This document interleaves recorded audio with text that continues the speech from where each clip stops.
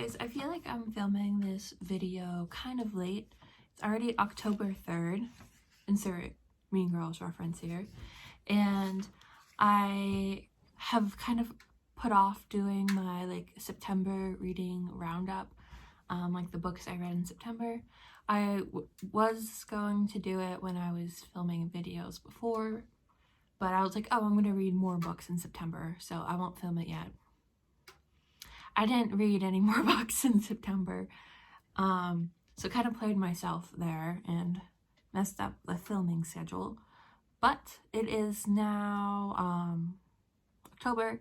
I have a list of the books I have read in September, and I'm ready to talk about them. So let's do that.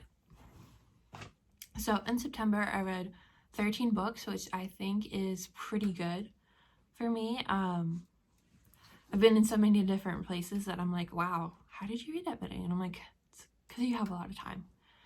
But the first 4 books that I read this year, that I read this month, that I read in September, were Twilight books. So I already did a review on those.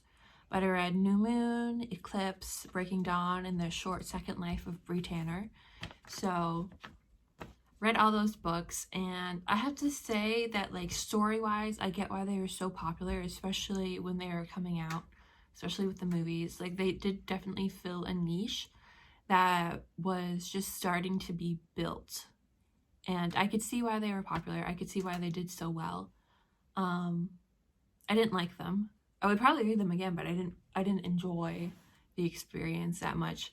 There's some points where you laugh, and there's some points where you're just like, this is so toxic, and you're just like, why was this so popular? But it's literature, and it's supposed to do things like that. It's supposed to make you question situations and our concepts of relationships. Moving on from that cluster chuck, move on to books 5 through 8, which were a complete opposite direction in relationships and healthy relationships, with the Heartstopper series by Osman. So I read volumes 1, 2, 3, and 4, and you get through them pretty quickly. I read all of them in one day, and I was like, these are so good. They're so cute, so romantic, and you kind of get to see modern topics for teenagers, eating disorders, gay relationships, communicating with your friends, and kind of standing up to bullies.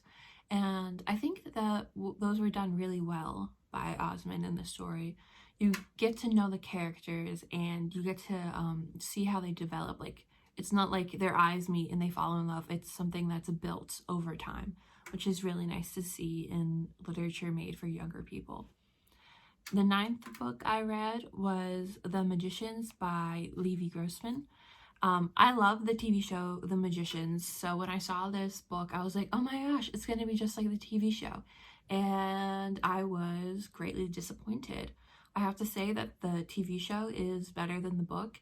The book, we see Quentin, and we kind of get to know him as he is, except he doesn't get, at least in this one, I don't think he gets kind of the absolution he gets in the TV show. I think the TV show does magic better. I think it does, because in the TV show, it's set in graduate school, but the book is set in undergraduate school. So it's 2 different kind of cultures.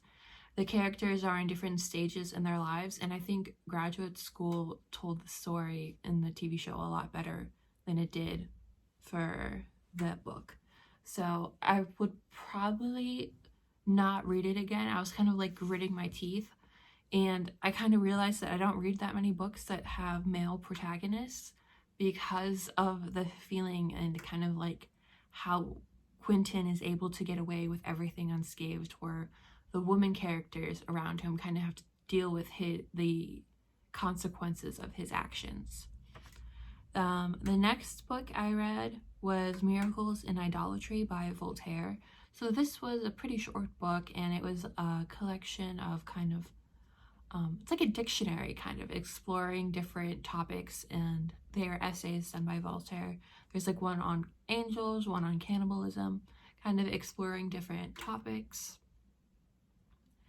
and how he would explore them and kind of like making connections. I thought it was pretty interesting. Book number 11 was Venus in Pink Marble by Gaynor Kane. This was a collection of poetry that kind of focuses on Kane's history coming from Ireland with the Troubles, and then also her in America, and like exploring different kind of figures of women in her life. It was a pretty good book. You do kind of get a feel of like her perception of what it means to be a woman and a person.